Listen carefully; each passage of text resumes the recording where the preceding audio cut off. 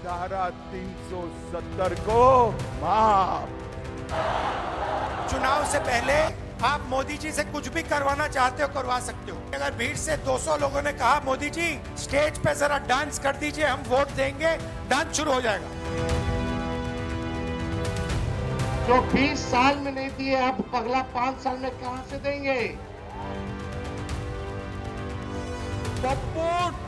टप्पू और अप्पू के नाम पर ये जो 3 इंडी गठबंधन के 3 बंदरों की जोड़ी है, ये बिहार की सुरक्षा में सेंध लगाने का काम कर रहे हैं।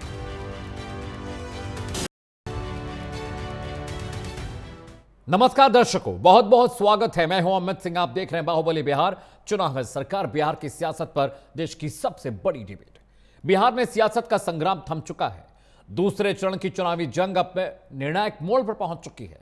बिहार की धरती तैयार है दूसरे चरण की वोटिंग के लिए, जहां बिहार अपने चुनावी बयार के सबसे निर्णायक मोड़ पर खड़ा है। बूथों पर पहुंची ईवीएम मशीनें भी इंतजार में हैं जनता के, जो मंगलवार को अपने जनप्रतिनिधि चुनने के लिए वोट करेंगी, जिसके बाद लिखी जाएगी बिहार के भविष्य की नई पटकथा। दूसरे फेज की 122 सीटों पर वोटिंग 11 नवंबर यानी कल होनी है। मतदान मंगलवार सुबह 7 बजे से शुरू होगा। इसके लिए 45,399 बूथ बनाए गए हैं। 122 सीटों पर 1,302 उम्मीदवार मैदान में किस्मत आजमा रहे हैं। विधानसभा चुनाव का रिजल्ट 14 नवंबर को आएगा। पहले फेज में रिकॉर्ड 65% मतदान हुआ है। इमामगंज प्रखंड के हिरहज, पथरा और केवलडी गांव के मतदाता लगभग 25 साल बाद अपने ही गांव में मतदान कर सकेंगे। 2001 में आखिरी बार वोटिंग के बाद इन तीनों गांवों के लोग वोट नहीं डाल पा रहे थे। दरअसल नक्सलियों के चलते प्रशासन ने इन गांवों का पोलिंग बूथ 10-12 किलोमीटर दूर सलैया इलाका, दूरी और ट्रांसपोर्ट की कमी के चलते लोग वोटिंग से वंचित रह जाते थे। बिहार में सुबह 7 बजे यानी मंगलवार को वोटिंग शुरू होगी। वहीं गया जी के 3 गांव जो 25 साल वोट करने जा रहे हैं, वहां के जो लोग हैं बहुत खुश हैं। सबसे पहले राजनीतिक प्रतिक्रिया सुनिए, फिर हम डिबेट की शुरुआत करने जा रहे हैं। हार का बहाना ढूंढ रहे हैं।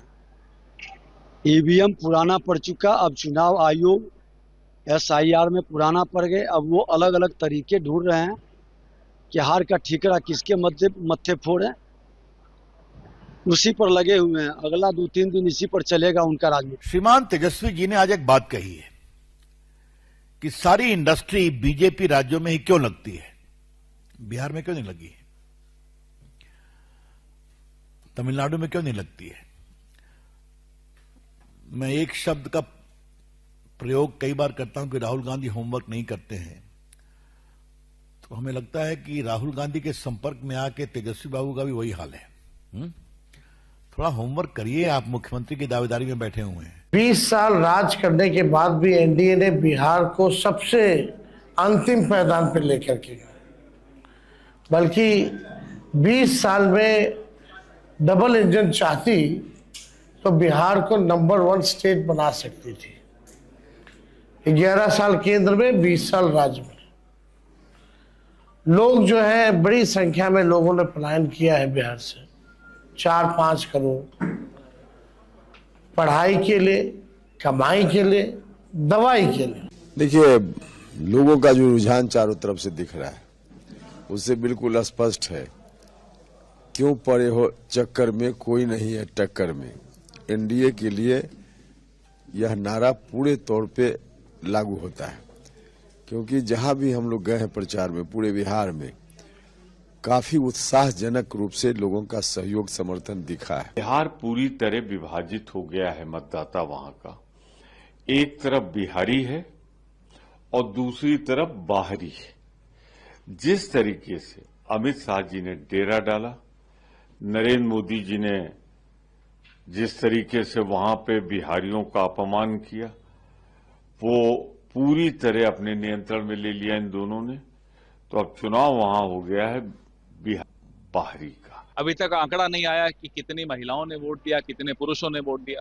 जब तकनीक में हम पिछड़े थे, हमारा देश जब तकनीक में पिछड़ा था, तब रोज शाम को आ जाता था चुनाव के दिन। अब तकनीक में हम बहुत आगे हैं, हम तो डिजिटल इंडिया है। उसके बाद भी 4 दिन के बाद चुनाव आयोग आंकड़े क्यों नहीं दे रहा, ये एक रहस्य है जिस पे पर्दा उठना चाहिए। और हम उम्मीद करते हैं कि आप लोग साथी जो हैं हमारे मीडिया के, वो इससे पर्दा हटाएं। तो आपने सियासी प्रतिक्रियाएं सुन ली। कल दूसरे फेज की वोटिंग है और सबकी निगाहें इस बात पर है क्या फर्स्ट फेज की तरह इस बार भी बम्पर वोट पड़ने जा रहा है। एक बड़ा पैनल मेरे साथ जुड़ रहा है जो बिहार को लेकर चर्चा करेगा। स्वागत कीजिए कुमकुम भारद्वाज जी का, प्रवक्ता है भारतीय जनता पार्टी की। प्रमोद सिन्हा साहब मेरे साथ हैं, प्रवक्ता आरजेडी के हैं। प्रमोद जी आपका भी बहुत बहुत स्वागत है। कमलदेव नारायण जी मेरे साथ हैं, कांग्रेस के प्रवक्ता हैं, आपका बहुत बहुत स्वागत है कमलदेव जी। और के त्रिपाठी मेरे साथ है, जेडीयू के प्रवक्ता हैं। आप सभी लोगों का बहुत बहुत स्वागत है। सबसे पहला सवाल कुमकुम भारद्वाज मैं आपसे कर रहा हूं। कल बहुत क्रूशियल दिन है। पहले फेज में जिस तरह की बम्पर वोटिंग हुई और तमाम कयास लगाए जा रहे हैं, कल को लेकर आपके मन में क्या चल रहा है?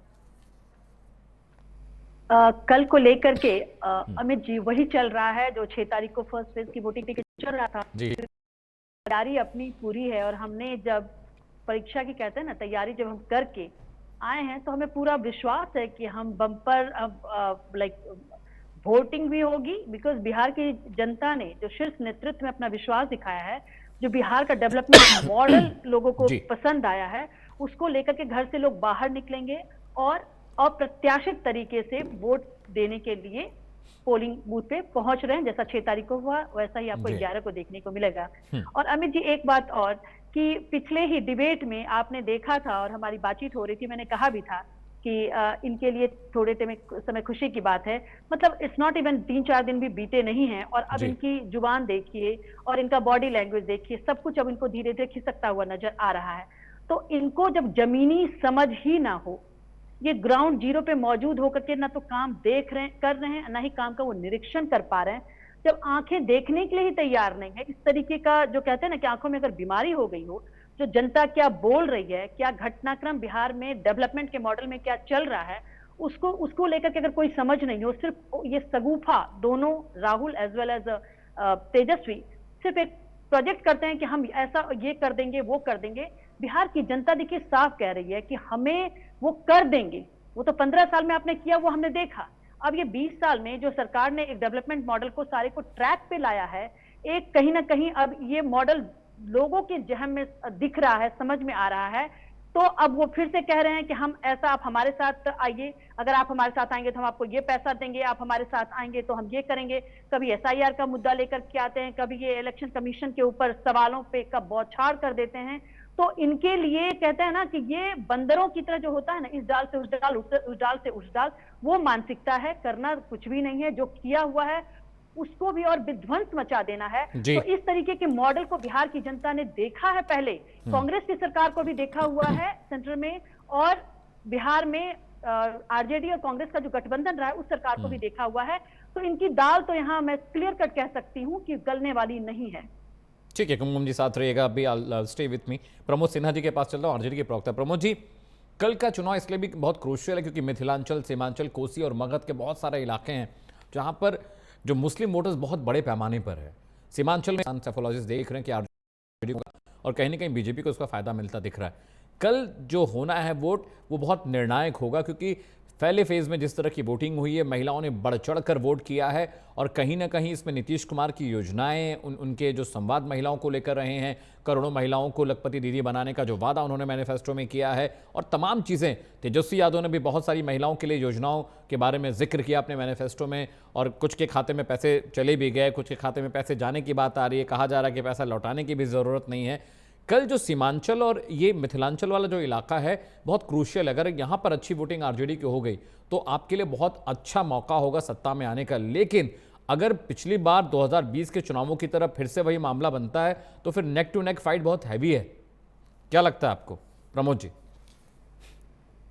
देखिए अमित जी, 20 जिलों में कल 122 सीटों पे जो है मतदान होगा और 10 जिले जिनका आप जिक्र कर रहे हैं, मिथिलांचल और किशनगंज और पूर्णिया और अररिया, ये वाली जो बेल्ट है। हाँ सर। हाँ। नहीं, मैं आपको अगर कहिएगा तो मैं जिला गिन के बता दूंगा। सुपौल, अररिया, किशनगंज, कटिहार, शिवहर, सीतामढ़ी, मधुबन, पश्चिमी चंपारण, ये 10 जिले की बात आप जो कह रहे हैं जी। और साउथ बिहार में भी जो 10 जिले हैं, तो इन 20 जिलों पर देखिए सबसे बड़ी बात है ना कि इस बार जो बिहार का चुनाव जो है इसके लिए जनता बेसब्री से इंतजार कर रही थी। और इंतजार इस रूप में हो रहा था क्योंकि 20 वर्षों के शासन काल में जिस प्रकार से माननीय मुख्यमंत्री नीतीश कुमार जी ने बिहार को अंतिम पंक्ति पे खड़ा करने का काम किया था और बिहार से पलायन बदस्तूर जारी और बिहार को बेरोजगारी का हब इन लोगों ने बनाने का काम किया। कोई भी छात्र हो, युवा हो, नौजवान हो, किसान हो, महिला कर्मी हो, संविदा कर्मी हो, चाहे दरोगा अभ्यर्थी हो या बीपीएससी अभ्यर्थी हो, आंगनबाड़ी सेविका हो, सहायिका हो, जब भी अपने न्याय की आस के लिए पटना राजधानी की सड़कों पे उतरने का काम किया है, इनको लाठी चार्ज करके इनको जो है ना इनके न्याय पर जो है लाठी चार्ज करने का काम किया है। तो ये जो तानाशाही जो सरकार रही है ना, उससे बिहार की जनता उब चुकी है। 20 सालों के शासनकाल में और 11 वर्षों के डबल इंजन के सरकार में भी जब बिहार में ना एक रुई का कारखाना लगता है न एक सुई का कारखाना लगता है, तो बिहार वासी सवाल पूछेंगे और पूछना हक बनता है कि आखिर 20 सालों में आपने बिहार को बेरोजगारी का हब क्यों बना दिया है, क्यों आप पलायन का हब बना दिया है, क्यों महंगाई, गरीबी, भूखमरी है और सूचकांक में हर सूचकांक में बिहार अंतिम पंक्ति पे क्यों खड़ा है। हमारे नेता आदरणीय तेजस्वी प्रसाद यादव जी क्या कहते हैं? हमारे नेता आदरणीय तेजस्वी प्रसाद यादव जी कहते हैं जब हम आएंगे तो इंफ्रास्ट्रक्चर बिहार में ही डेवलप करेंगे। जो मेघा शक्ति का पलायन दूसरे राज्य में हो रहा है उनको हम यही, चाहे छात्र हो चाहे शिक्षक हो, जो दूसरे राज्य जा रहे हैं उनको हम यहाँ व्यवस्थित करने का काम करेंगे। हम एग्रो बेस्ड इंडस्ट्री लाएंगे, डेयरी बेस्ड इंडस्ट्री लाएंगे, फूड प्रोसेसिंग यूनिट लगाएंगे। आप टेक्सटाइल पार्क की बात कर लीजिए, IT पार्क की बात कर लीजिए, डाटा सेंटर की बात कर लीजिए। हमारे नेता कह रहे हैं कि मैं यही सब उपलब्ध कराऊंगा और मात्र 20 महीनों में हम परिवर्तन दिखलाएंगे और 5 साल में बिहार को विकसित राज्य की श्रेणी में लाने का काम करेंगे। एक सेकंड थोड़ा सा मैं कंक्लूड कर दूं। एक पक्ष मैंने रखने का काम किया है, जब 17 माह के त्रिपाठी जी, मैंने सवाल पूछा था प्रमोद सिन्हा से कि जो मिथिलांचल, सीमांचल और कोसी और मगध का जो इलाका है वहां पर मुस्लिम वोटर बहुत बड़े पैमाने पर वोट करते हैं। मेरे पास एक डेटा भी था, आपको याद हो डिबेट के दिन मैंने आपको दिखाया था कि 76% मुसलमानों ने महागठबंधन को वोट किया है। लेकिन इस बार ये आंकड़ा थोड़ा सा मुझे हिलता डुलता दिखाई दे रहा है। सैफोलॉजिस्ट कह रहे हैं, मैं कमल देव जी के पास भी आऊंगा और उनका भी व्यू चाहूंगा कि इस बार जो मुस्लिम वोट बैंक है थोड़ा सा खिसका है क्या, या आपको इंटैक्ट लग रहा है? त्रिपाठी जी देखिए अमित जी राइट सर, माननीय नरेंद्र मोदी जी और अमित कुमार और नीतीश कुमार जी ने बिहार को जाति और मजहब से बाहर निकाल दिया। हमने जाति और मजहब से बाहर निकालने के बाद उस पे हमने महिला, युवा, छोटे किसान, गरीब, दलित वर्ग के पे केंद्रित किया है, इनको आगे बढ़ाने का काम किया है। अब देखिए जो 50% आरक्षण हमने किसमें दिया? पंचायत राज में दिया। राइट। 33% नौकरी में आरक्षण दिया। राइट। उनको किताब, पोशाक और साइकिल दी और उसके साथ ही साथ युवा वर्ग को बेरोजगारी भत्ता दिया। जो वहां पे उपेक्षित दर्जा था, करीब 1.5 करोड़ 2 करोड़ लोग जो हैं, जो महिलाएं विडो हो चुकी थी, उनको हमने 400 रुपए से बढ़ा के 1100 रुपए कर दिया। उसी के साथ साथ करीब 1 करोड़ 25 लाख महिलाओं को हमने 10,000 रुपए दिया जी। और जब ये SIR का मुद्दा उठा रहे थे बिहार में, जब SIR का मुद्दा बिल्कुल फ्यूज हो गया, राइट सर, तब उसके पहले माननीय नीतीश कुमार हर जिले में जाकर के जनसभा कर रहे थे, जनता से मिल रहे थे, उनकी बातों को सुन रहे थे। मुझे अमित जी कहने में कोई संकोच नहीं है कि 20 साल में कभी भी किसी सरकार के खिलाफ इनकम्बेंसी सड़क पे उठ करके बोलती है, लेकिन वहां पे इनकम्बेंसी नाम की कोई चीज नहीं है। और हमने 2010 से महिलाओं को 54% वोट 2010 में मिला, 2015 में 62% और 2008 महिलाओं। सशक्तिकरण का काम, इतनी सशक्तिकरण का काम अमित जी किसी भी प्रदेश में नहीं। और इसके साथ ही साथ हमने उन्हीं महिलाओं के कहने पर नशाबंदी लगाया और शराबबंदी की, जिससे जो गांव में तमाम हत्याएं होती थी, तमाम झगड़े होते थे, उससे भी उसमें कमी आई। अस्पतालों में भीड़ की कमी आई। तो ये हमारा विकास जो है वहां बोल रहा है। अब वो जाति व माई समीकरण तो वहां खत्म हो चुका है। अब जो जाति और मजहब की बात करते हैं, 15 साल ने बिहार पे जो 1990 से और 2005 तक जो वहां सत्ता में थे आरजेडी के लोग, वो बिहार को देख चुके हैं और बिहार सिर्फ परिवारवाद में उलझ गया। अब बिहार में कोई ऐसा व्यक्ति नहीं मिला। प्रमोद जी, मैं कमलदेव जी के पास जाना, मैं बहुत समय डिबेट में, I'll come to you, sir. दूसरी I'll come to you. Pramod ji, I'll come to you. Amit ji, दूसरी किसी वर्ग या जाति के लोगों को मुख्यमंत्री बना सकते हैं। उन्होंने किसको बनाया? अपनी पत्नी को, राबड़ी देवी। तो वो जो सत्ता की लड़ाई बिहार में है, वहां की जनता समझती है वो सत्ता की लड़ाई 15 साल हो रहे और बिहार में अब तेजस्वी को ला करके खड़ा करना चाहते। तो क्या वहां की जनता मूर्ख है क्या? वो डॉक्टर लोहिया के समाजवाद से जुड़ी हुई है, वहां कौमें हैं, इसलिए वो यादव और प्लस मुस्लिम का जो सवाल आप कर रहे हैं वो दूर दूर तक है। और वो विकास जो है बिहार का, वो हमारा भारी पड़ रहा है। और ना तो इनकम्बेंसी फैक्टर है। मैं आपको विश्वास दिलाना चाहता हूं, इससे बेहतर हमारा जो वोट परसेंटेज होगा। अभी आपने देखा पार्लियामेंट में हमारा परसेंट ऑफ वोट कितना था, जरा खोल के दिखा दीजिए जरा इनको। 47% था। और इनका कितना था? 37% या 33% था। तो ये अभी दूर दूर की बात नहीं है, अभी तो ज्यादा 1.5-2 साल हुआ है। तो बहुत दूर दूर तक इनका नहीं, चूंकि हमने जमीन स्तर पे काम किया है, हमारा ऑर्गेनाइजेशन जमीनी स्तर पर है। इनका ऑर्गेनाइजेशन सिर्फ भाषण में है और सिर्फ कटघरे में खड़े करने के लिए है।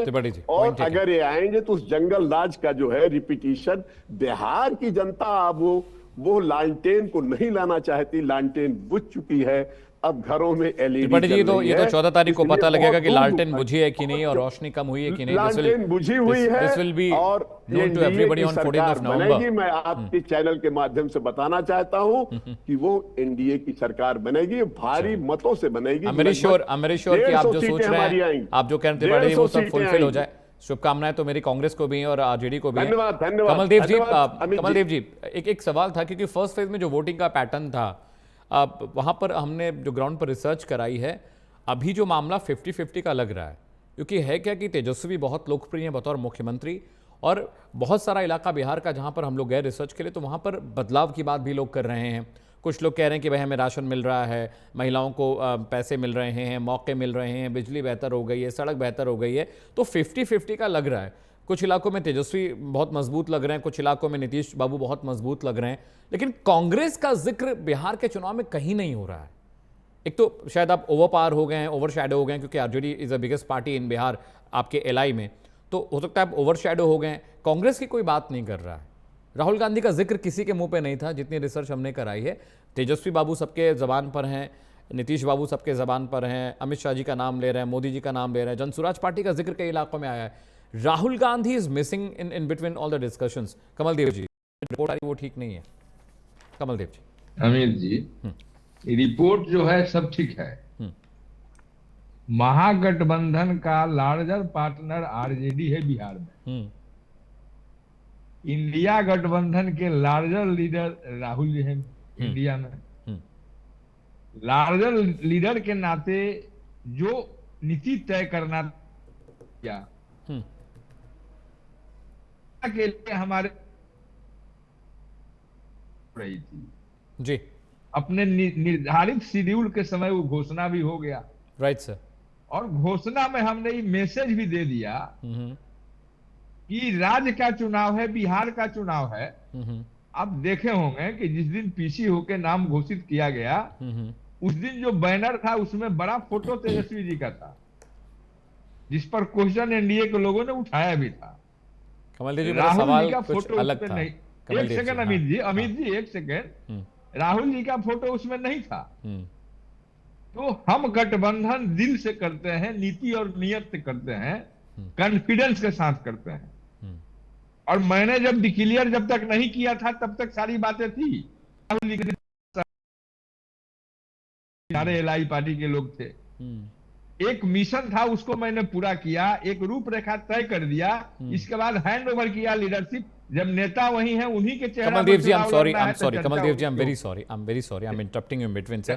मेरा सवाल ये है कि बिहार के चुनाव में कांग्रेस का जिक्र नहीं हो रहा है। इसे पोस्टर में कौन लगा है, आप किसको जिम्मेदारी सौंपते हैं, बुलेट पे आगे कौन था, पीछे कौन था, कौन चला रहा था, कौन बैठा था, दिस थिंग डजंट मैटर।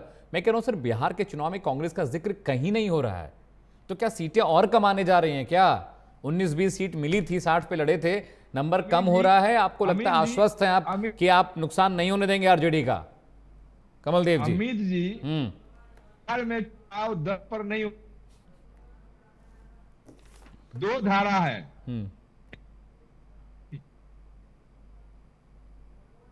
और एनडीए का जी महागठबंधन।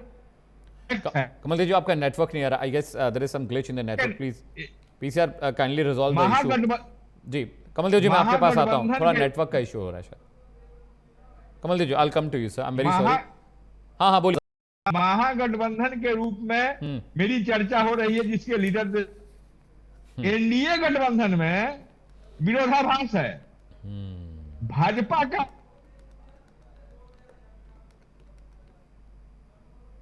हम जरा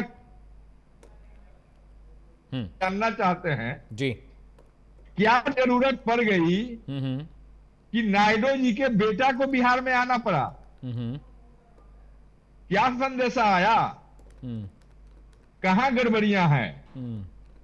नीतीश जी अपने पूरे चुनाव प्रचार में सड़क की बात, महिलाओं की बात, इसकी बात कर रहे हैं, लेकिन भाजपा वहीं अपने चुनाव में कहां केंद्रित है?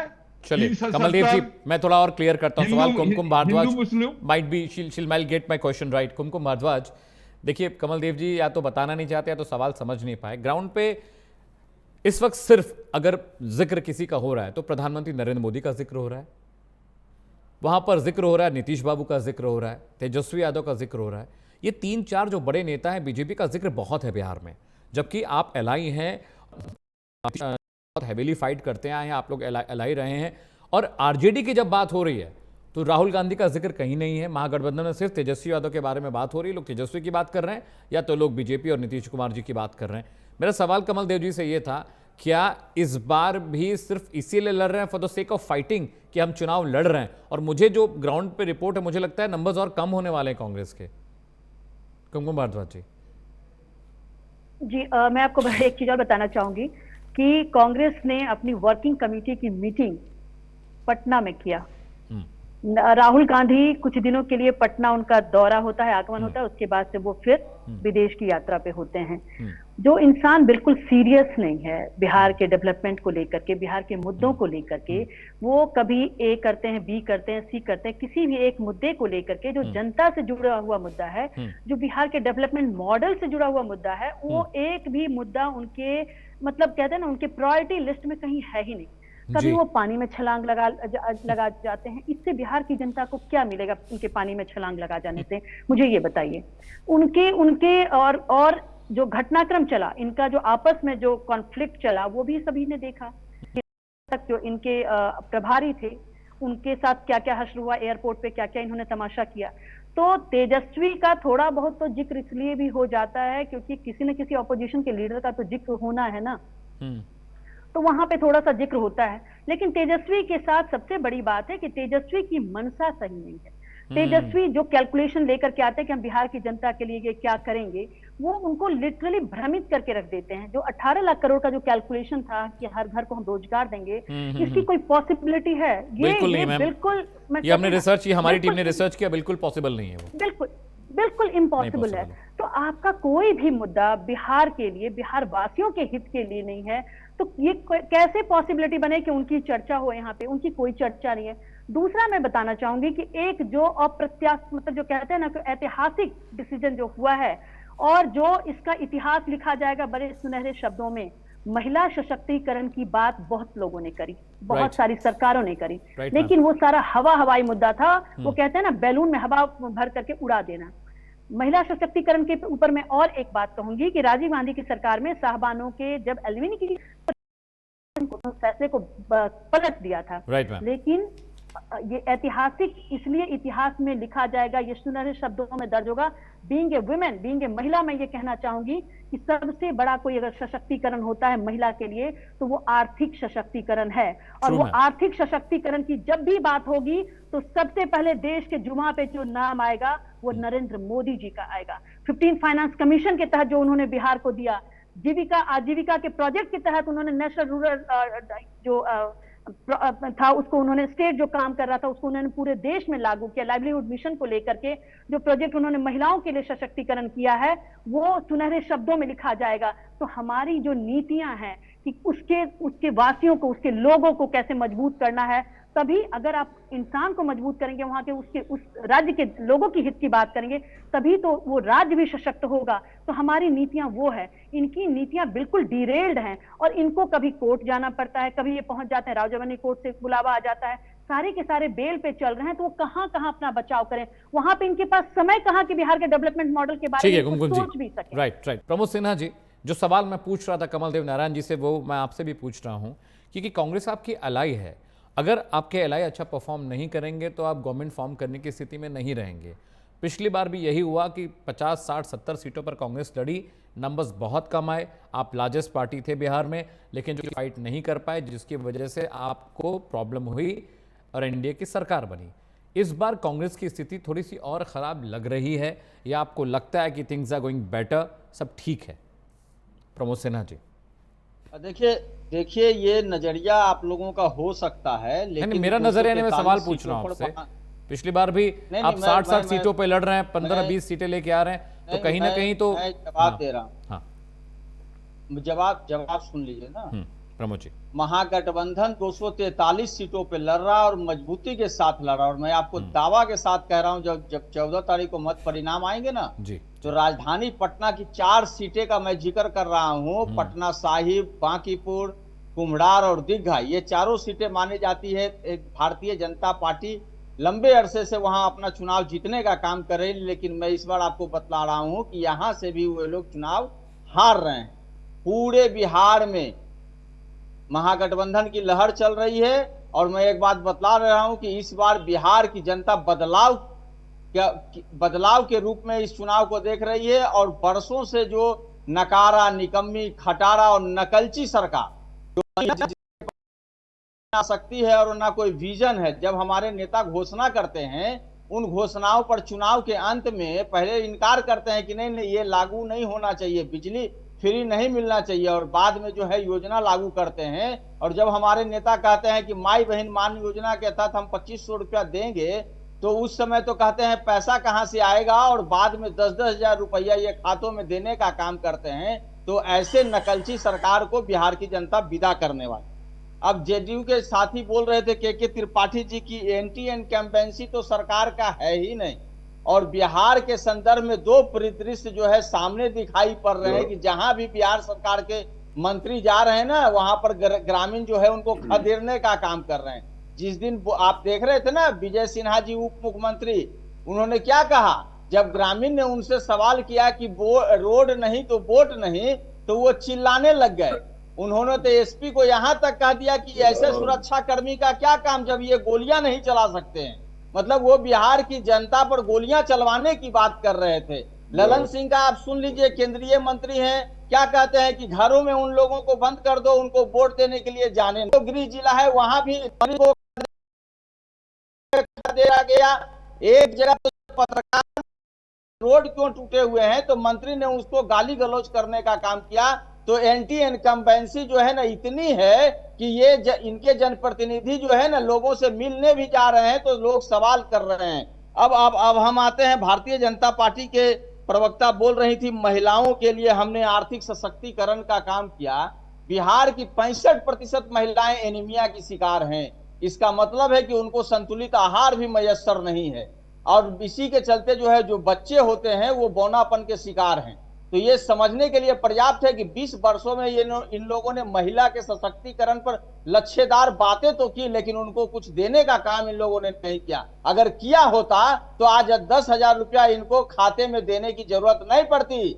लेकिन हमारे नेता क्या कहते हैं, हमारे नेता कहते हैं कि उन जीविका दीदियों में जो कम्युनिटी मोबिलाइजर हैं उनको हम 30,000 रुपया करेंगे और अस्थायी करने का काम करेंगे। संविदा कर्मी को हम अस्थायी करने का काम करेंगे। यही देखिए, भारतीय जनता पार्टी के नेता कहते थे कि अब धरती पर भगवान को राजकर्मी का, लेकिन 17 माह के काम नियोजित शिक्षक को राजकर्मी का दर्जा देने का काम किया।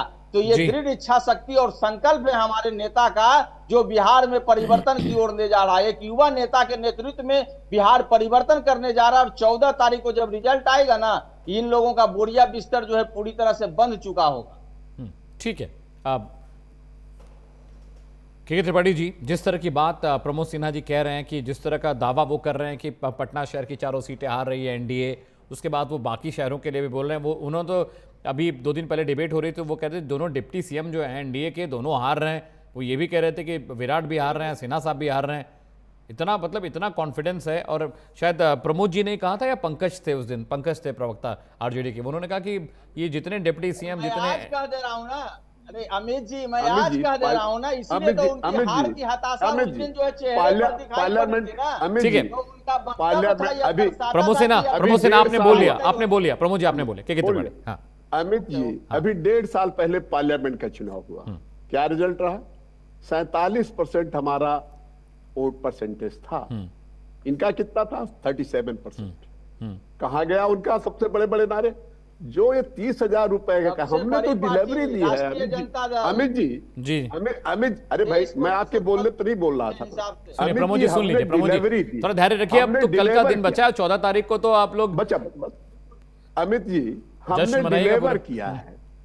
अब डिलीवर क्या किया मैं आपको बता देना चाहता हूँ। हमने महिलाओं का आरक्षण का डिलीवर किया, प्रमोद जी बोलिए, थोड़ा वरिष्ठ ख्याल रखिए थोड़ा। हमने आरक्षण जो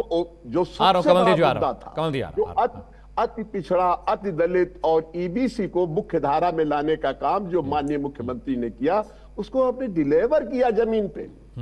इनकी सिर्फ बातें हैं, और 15 साल तो इनको बहुत अच्छा मिला था। उसमें पति भी थे, पत्नी भी थी, परिवार पूरा था, पूरा बिहार की माई समीकरण था, और सब इन्होंने लेकर के क्या किया? विकास तो कहीं दूर दूर तक वो लालटेन लेके टहलते रहे लोग, विकास ढूंढे नहीं मिला कहीं बिहार में। और जब विकास नहीं मिला तो वहां पे क्या हुई? हत्या। अरे भाई हत्याएं हुई। अरे भाई इनके राष्ट्रीय अध्यक्ष प्रमोद जी आप बोल नहीं दीजिए, प्रमोद जी आप इतनी देर प्रमोद जी थोड़ा रिस्पेक्ट। अब आपने वहां क्या दी? हत्याएं दिया, अपराध दिया, भ्रष्टाचार दिया, चारा जो जानवरों का चारा था उसको आप खा गए।